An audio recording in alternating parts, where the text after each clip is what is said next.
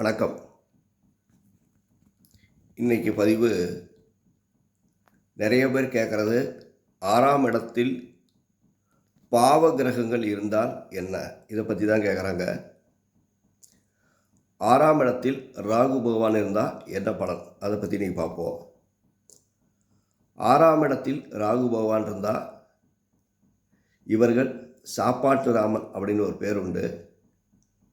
நிறைய சாப்பிடுவார்கள், அடிக்கடி சாப்பிடக்கூடியவர்கள் இந்த 6ஆம் இடத்தில் இருக்கும் ராகுவால். இவங்க அதிக அளவு மருந்து மாத்திரையும் உட்கொள்பவர்கள். 6ஆம் இடத்துல ராகு இருப்பவர்களுக்கு அறுவை சிகிச்சை என்பது கட்டாயம் உண்டு. ஒரு 100 பேர் இருக்கிற இடத்துல பார்த்தீங்கன்னா 6ஆம் இடத்துல ராகு பகவான் இருக்கிறவங்க குறைஞ்சது 10 பேராக நிச்சயமாக இருப்பார்கள்.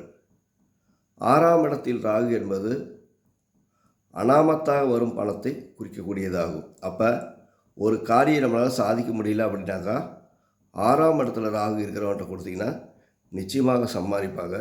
அதனால் பொருள் ஈட்டக்கூடிய தன்மை 6இல் உள்ள ராகுக்கு நிச்சயமாக உண்டு. பெரும்பாலும் ஒரு மன்றத்திலேயோ கூட்டத்திலேயோ அல்லது பெரும் பதவி அடைபவர்கள் பெரும்பாலும் பார்த்திங்கன்னா உயர் பதவியில் இருக்கிறவங்க எல்லாத்துக்குமே 6ஆம் இடத்துல ராகு என்பது நிச்சயமாக இருக்கும். 6ஆம் இடம் ராகு என்பது ஒரு அற்புதமான கிரகம், அள்ளி கொடுக்க வல்லது. நன்றி, வணக்கம்.